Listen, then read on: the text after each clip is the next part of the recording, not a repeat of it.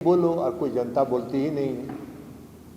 तो जरा कुछ सही बात बोलिएगा और हृदय से बोलिएगा, सच्चाई के साथ बोलिएगा तो लोग उसको सुनेगा। आप ऐसे ही आते हैं भाषण देके चले जाते हैं, उससे क्या फायदा है? कुछ तथ्य बोलिए। आप भाषण दे रहे थे जाति आधारित गणना पर, आप कह रहे कि भारतीय जनता पार्टी की सरकार उसमें शामिल थी। भारतीय जनता पार्टी भी उस सरकार में शामिल थी जिसमें जाति आधारित गणना का फैसला हुआ, ठीक है, उसमें सरकार में शामिल थी। लेकिन आपको ये बताना चाहिए था ना कि बिहार विधानमंडल ने 2 बार प्रस्ताव पारित किया देश भर में जातीय जनगणना कराने का। आपको ये बताना चाहिए था ना कि जनता दल यूनाइटेड के 11 सांसदों का प्रतिनिधि मंडल आपसे मिलकर आपसे जाति आधारित गणना देश भर में कराने का अनुरोध किया था। आपको ये बताना चाहिए था ना कि बिहार के मुख्यमंत्री माननीय नीतीश कुमार जी सभी दलों के प्रतिनिधि मंडल के साथ प्रधानमंत्री जी से मिले थे और मांग किया था उन्होंने, हमने उसको रिजेक्ट कर दिया। ये बताना चाहिए था, ये सच्चाई है। और अगर आपका चरित्र ही दोहरा है, आप दोहरे चरित्र के व्यक्ति हैं, आप एक तरफ कह रहे हैं कि जाति आधारित गणना कराने का जो फैसला बिहार में हुआ, आपकी पार्टी उस सरकार में शामिल थी, लेकिन दूसरी तरफ जाति आधारित गणना को रोकने के लिए आपने पूरा षड्यंत्र किया। पटना हाई कोर्ट में याचिका दायर करवाया, सुप्रीम कोर्ट में, यहां से जब खारिज हो गया तो सुप्रीम कोर्ट में याचिका दायर करवाया, और भारत सरकार के सॉलिसिटर जनरल को आपने कोर्ट में खड़ा कर दिया विरोध करने के लिए। वो सॉलिसिटर जनरल किसके निर्देश पर गया था? गृह मंत्रालय के निर्देश पर गया था, जिस विभाग के आप मंत्री हैं। तो आपको यह भी ईमानदारी से बताना चाहिए था। ईमानदारी तो ईमानदारी होता है ना, तो आपको ईमानदारी से बताना चाहिए था कि हम सरकार में थे जरूर, लेकिन हम भीतर भीतर षड्यंत्र कर रहे थे इसको रोकने का। ये बात आपको बताना चाहिए था। तो आपका तो फितरत ही है, आपका चरित्र ही दोहरा है, आप दोहरे चरित्र के व्यक्ति हैं। आप कह रहे हैं कि आंकड़ा गलत है। अरे भाई, आंकड़ा अगर गलत है तो आपका आज ऐलान कर देते मुजफ्फरपुर में कि हम देश भर में जाति आधारित जनगणना कराएंगे और बिहार में जो गलत आंकड़ा है उसको हम गलत साबित करेंगे। तो गलत साबित करिए, करना धरना है नहीं। तो ये क्यों आते हैं बिहार इस तरह की फजूल बात करने के लिए? बिहार में आपने कहा कि अति पिछड़ों की संख्या घट गई। अरे, पिछड़ों की संख्या घट गई, अति पिछड़ों की संख्या 37% है। आपको गृह मंत्री जी कोई ज्ञान नहीं है बिहार में अति पिछड़े वर्ग के लोगों की संख्या के बारे में। बढ़ गया संख्या, पिछड़ों की संख्या बढ़ गई, और दोनों मिला के पिछड़े और अति पिछड़े मिला के 62% हो गए, 63%। तो ये ना आपको बताना चाहिए था। तो आप कुछ सच्चाई बोल नहीं रहे हैं, बोल रहे हैं बोलो बोलो बोलो, है कि नहीं, है कि नहीं। अरे ऐसे थोड़ी होता है, सच बात बोलिए।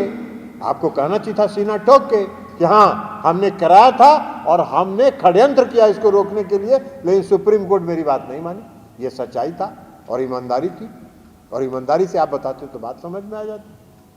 नहीं किए, अब लगातार कह रहे हैं गलत है, आंकड़ा गलत है। अरे आंकड़ा गलत है तो आप कहिए कि हम 1 साल के 6 महीना के अंदर देश भर में जाति आधारित जनगणना कराएंगे और जनगणना करा के साबित कर देंगे कि आंकड़ा गलत है। बिहार में जो आंकड़ा है वो 100% सही आंकड़ा है, और माननीय मुख्यमंत्री जी ने जो जाति आधारित गणना कराई है उससे आपका चेहरा बेनकाब हो गया है, भारतीय जनता पार्टी का चेहरा बेनकाब हो गया है। इसलिए आप विधवा विलाप कर रहे हैं और आपके स्क्रिप्ट लिखने वाले लोग आपको गलत सलाह दे रहे हैं। आप कह रहे हैं सशक्तिकरण, अरे नीतीश कुमार जी से, आदरणीय गृह मंत्री जी, नीतीश कुमार जी से सशक्तिकरण समझिए। सशक्तिकरण कैसे किया जाता है नीतीश कुमार जी से जानिए। नीतीश कुमार जी 2005 में मुख्यमंत्री बने और अंतिम में 2005 के अंतिम में, और 2006 में बिहार में अति पिछड़े वर्ग को 20% का आरक्षण उन्होंने पंचायतों में दिया, पंचायती राज व्यवस्था में दिया। 2007 में उन्होंने नगर निकाय में 20% का आरक्षण दिया, और उसके कारण आज लाखों की संख्या में अति पिछड़े वर्ग के लोग पंचायती राज व्यवस्था में और नगर निकाय में। आप हिसाब जोड़ा रहे थे आईआईटी का, अरे आईआईटी में 20 लड़का के 18 लड़का का तो सीटवे है, तो अभी 20 को में क्या को रिजर्वेशन दे रहे हैं आप? बड़ा पीठ थपथपा रहे हैं अपना। नीतीश कुमार जी ने लाखों को लोगों को सशक्त किया है, अति पिछड़े वर्ग के लोगों को। नीतीश कुमार जी से सीखिए सशक्तिकरण कैसे किया जाता है। आप बात कर रहे हैं महिला सशक्तिकरण की, महिला सशक्तिकरण का कोई ज्ञान है आपको? नीतीश कुमार जी ने 50% का आरक्षण दिया महिलाओं को पंचायती राज व्यवस्था में और नगर निकाय में। 2013 में उन्होंने बिहार पुलिस सेवा में 33% आरक्षण दिया महिलाओं को। 2016 में उन्होंने 35% आरक्षण दिया महिलाओं को बिहार राज्य के सभी सरकारी सेवाओं में, चाहे वो क्लास 1 का हो चाहे क्लास 4 का हो, सभी सेवाओं में 35% का आरक्षण दिया। आप क्या आरक्षण की बात, सशक्तिकरण की बात करिएगा? आपको कहां से सशक्तिकरण? आप कह रहे हैं महिला आरक्षण का बिल लाए। अरे कौन सा बिल लाए? खोदा पहाड़ निकली चुईया ऐसा बिल लाए हैं कि 2029 में होगा कि 2032 में होगा कि 2035 में होगा, कब होगा ये पता नहीं। कब से आरक्षण लागू होगा? उस बिल में लिखा हुआ है कि पहले जनगणना होगा, जनगणना के बाद परिसीमन आयोग बनेगा, और परिसीमन आयोग के निर्णय के बाद इसको लागू करने का निर्णय लिया जाएगा। बाहर कौन सा बिल लाए? इसके लिए विशेष सत्र, संसद का विशेष सत्र बुलाए अपने आप को महिमा मंडित करने के लिए। तो ऐसे ही बिल अगर लाना था तो नवंबर में अभी सेशन होगा ना, दिसंबर में, अभी दिसंबर में सेशन होगा, इसमें ले आते। तो उसके लिए विशेष सत्र बुलाने की क्या जरूरत थी? तो फंस गए। सारे लोगों ने समर्थन कर दिया, सब लोगों ने कहा कि खोदा पहाड़ निकली चुई। ये विशेष सत्र बुला के आप कौन सी करना चाहते थे? वो ऐसा चीज जिसको जो अभी मिलना ही नहीं है दिखा रहे हैं ऐसे शब्द बाग। ये शब्द बाग देखो, जैसे 2014 में दिखाए थे ना शब्द बाग। बिहार की और देश की जनता को 2014 में शब्द बाग ही न दिखाए थे। 2 करोड़ लोगों को प्रतिवर्ष रोजगार देंगे, सारा काला धन वापस लाएंगे, हर गरीब के खाता में 15 से 20 लाख पहुंचाएंगे। तो अभी तक तो एक को आदमी के खाता में 10 से 15 लाख रुपया नहीं दिया। कितना रोजगार दिए, ये ना मुजफ्फरपुर में आके बताना चाहिए था आपको में कि 2 करोड़ लोगों को रोजगार देंगे, तो 9 साल में 18 करोड़ के बदले हमने इतना रोजगार दिया, ये ना बताना चाहिए था। आप ही ना हैं माननीय गृह मंत्री जी, जो 2014 के चुनाव के बाद जब इंटरव्यू किसी चैनल ने आपसे लिया था तो आपने कहा कि इस तरह के जुमले चुनाव में कहे जाते हैं, ये आप बोले थे कि नहीं बोले थे? तो आप मुजफ्फरपुर की सभा में बिहार की जनता को बताते कि भाई हमने जो कहा था कि यह जुमलाबाजी है, उसके लिए हम माफी मांगते हैं। ये भी माफी नहीं मांगे आप। ये आप ही का शब्द है। प्रधानमंत्री ने वादा किया और आपने उसको चुनाव के बाद, आदरणीय गृह मंत्री जी, आपने उसको जुमला घोषित किया। ये आपका चरित्र है। और बिहार में नीतीश कुमार जी ने गांधी मैदान में कहा कि 20 लाख लोगों को रोजगार देंगे, और रोजगार दे रहे हैं। सीख लीजिए ना गृह मंत्री जी, सीख लीजिए। गांधी मैदान में जो इतिहास रचा बिहार के मुख्यमंत्री और महागठबंधन की सरकार ने, एक दिन में बांटा गया 2 नवंबर को। अब आपके पास तो कुछ बोलने के लिए है नहीं, तो भाजपाई लोग कह रहे हैं क्या भारी घपला हुआ, भारी गड़बड़ी हुई। अरे क्या गड़बड़ी हुई? उस गांधी मैदान में तो जो पास किए हुए लोग थे वही कह रहे थे, ठहाका लगा के हंस रहे थे कि कोई गड़बड़ी नहीं हुई। तो आपकी तो जुमलाबाजी को वही लोग एक्सपोज कर रहे हैं। आप क्या किए? रोजगार मेला लगाते हैं प्रधानमंत्री, बड़का बड़का फुल पेज का विज्ञापन छापते हैं पूरा देश भर में। अब बिहार में रोजगार देते हैं कितना? 133 लोगों को। तो 133 लोगों को रोजगार देने के लिए यही काम कर रहे हैं, यही रोजगार दे रहे हैं, यही 18 करोड़ के बदले में 133 लोग। तो ये सब जुमलाबाजी करने का आप लोगों का धंधा है, आप लोगों का चरित्र है। तो आप बिहार आइएगा तो अपने धंधा को, अपने चरित्र को भी बताइएगा ना।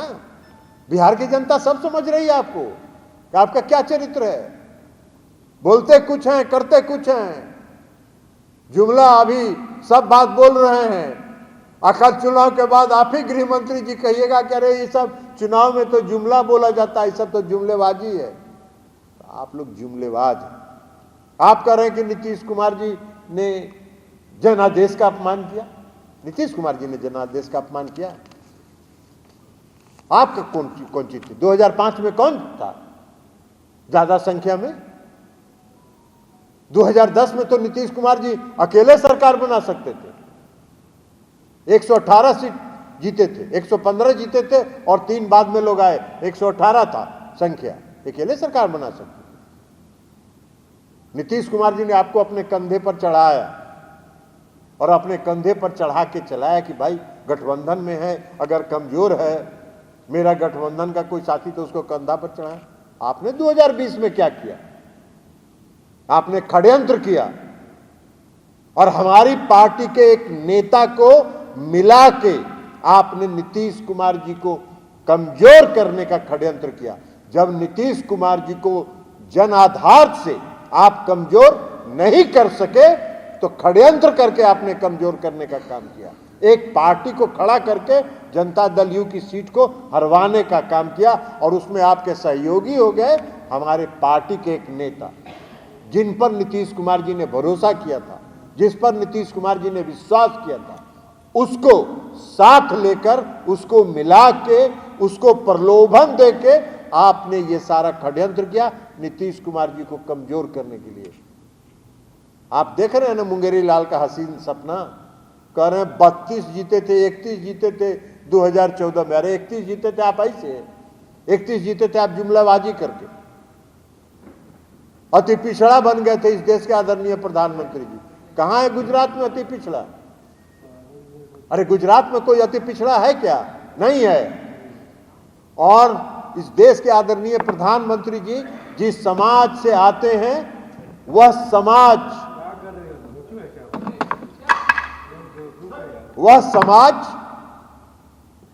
2000 में पिछड़े वर्ग में शामिल हुआ।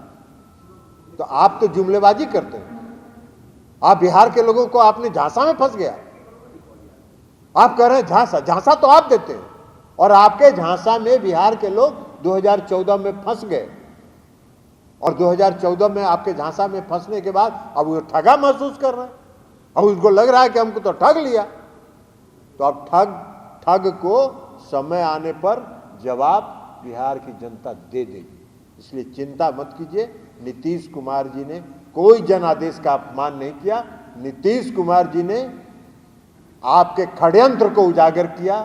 आपके पीठ में छुरा भोंकने से घायल हुए किसने किया था?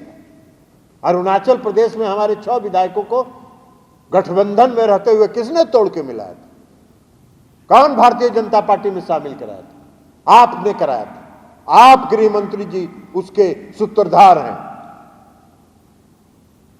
मणिपुर में हमारे विधायकों को किसने तोड़ा? आपने तोड़ा। आप षड्यंत्रकारी हैं।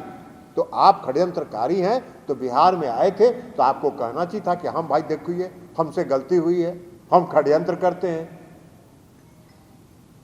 हम झांसा में लोगों को रखे थे 2014 में, लेकिन आप नहीं रखेंगे, यही बात बोलते कि हम क्षमा मांगते हैं, आपको हमने जुमला घोषित किया था, आप नहीं करेंगे।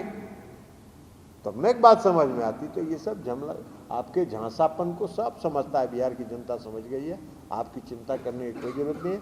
आप शून्य पर, आप कह रहे थे ना 40, अरे सपना देख रहे हैं क्या, मुंगेरी लाल हैं।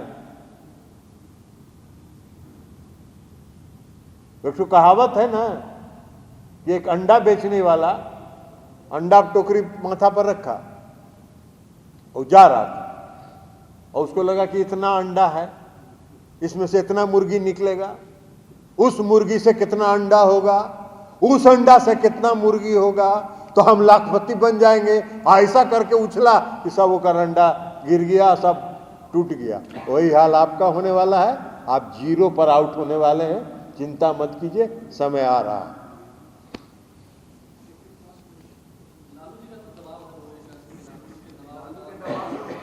किसी का कोई दबाव नहीं है, मैंने तो कहा कि किसी का दबाव नहीं है, ये पूरे प्रदेश के लोगों ने एक एक घर में जाके गणना किया था।